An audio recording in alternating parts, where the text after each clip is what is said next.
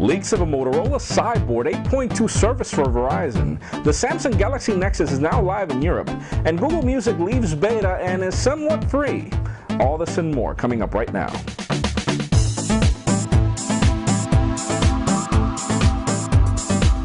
Hello everyone, I'm Jaime Rivera with PocketNow.com and welcome to Android Revolution, the show where we go through what's hot and what's not inside the world of Google's Android project. Let's start this week off with what's hot.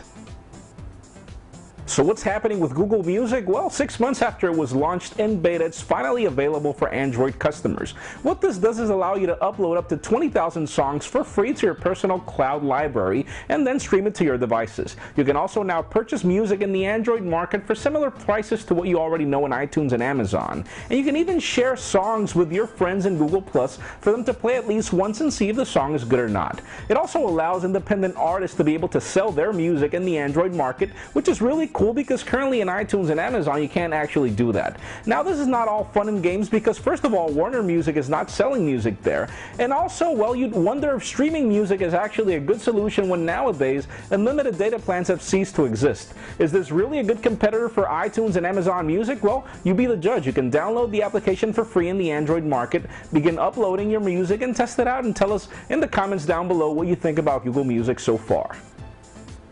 And well, speaking of more Google, the Motorola stockholders have now finally approved the merger for their mobile device section to now be merged with Google for a $12.5 billion deal. Not sure when this merger will allow us to get some Nexus devices being built by Motorola, but indeed it seems that Google and Motorola would be separate entities that are working differently and bringing different devices, not necessarily tied to Google, but time will tell, so let's see what happens. Aside from that, well, it's good to know that the Google Checkout service is now going to be merging to the Google Wallet application, so even if you don't have an NFC capable device, you can now use the Google Wallet application to purchase stuff not necessarily just stuck to NFC. So all really cool changes. Let's see what happens with that merger because we are expecting a Nexus device that looks like the Droid Razr.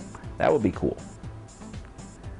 Out of the releases for the week, the Samsung Galaxy Nexus and therefore Android 4.0 ice cream sandwich is now a reality for some people in the world. The lucky ones are probably out there in the UK right now. So far the initial impressions of the phone are quite good, though nothing's really perfect. So wait for the phone to get to our PocketNow labs and we'll tell you what's hot and what's not about the device. You'll even be happy to know that AT&T is asking their customers through their Google Plus page if they'd be willing to buy the phone. So vote everybody, because we definitely want that phone to make it to the AT&T network and other networks in the United States. And well, I bet your next question would be, what other phones are getting ice cream sandwich? And well, the list is actually nicely extensive. First of all, the Samsung Galaxy S2 lineup is definitely getting it. Aside from that, some other Sony Ericsson devices that were released recently are getting it. HTC is not really sure yet. We haven't really gotten anything official, and well, we already know that the Motorola Droid Razr is getting it, and with the merger, we'll most probably see other devices getting it through the merger. Now, obviously, ice cream sandwich is definitely worth it, so if you're out there to buy an Android smartphone this holiday season, our advice to you is wait it up until you're clear if you're going to get an upgrade or not. Hopefully, the best thing is for you to get the newest hardware, but the Galaxy Nexus is nothing really different to the current Galaxy S2 devices that are out there, except for the hardware button, so that could be your next purchase.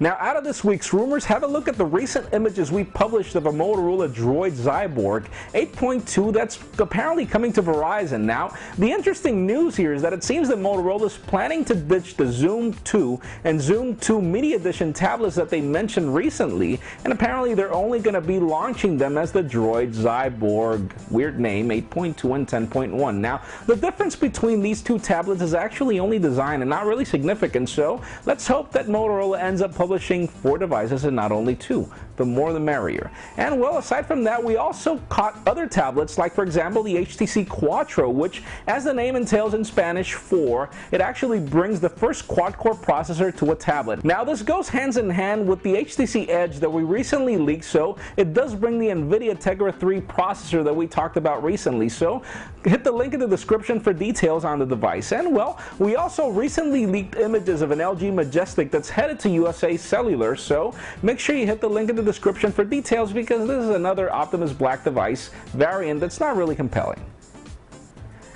Out of this week's coverage, make sure you catch Dickie Adams' video unboxing of the Amazon Kindle Fire, which looks anything but an Android tablet. Now, if you really want to make that thing look like an Android tablet, well, we've got your back. Dickie also provides us with a full how-to video on how to root your Amazon Kindle Fire and then load any version of Android that you want. So, is it worth it for $200?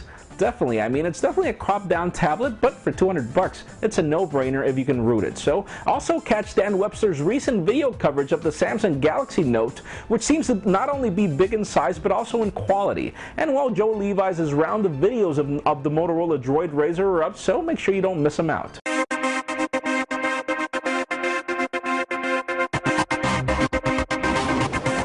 That does it for What's Hot. Let's continue on with What's Not, and well, this is not funny at all. If you own any Samsung Android smartphone and are either running or have ever ran the AccuWeather application, your device is exposing your geolocation data without your permission. Now, you'd think manufacturers, developers, and even Google would figure this out whenever they approve an application, but it seems they don't. So, write down the fix. You have two options. First of all, you can go into the settings of the AccuWeather widget and deactivate the automatic location data and set it to manually, or you can just root your device and deactivate and delete the application altogether. Whichever option you think about is best, because obviously your geolocation data could be exposed to hackers, so beware of this.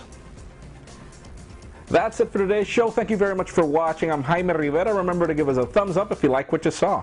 That's it for now.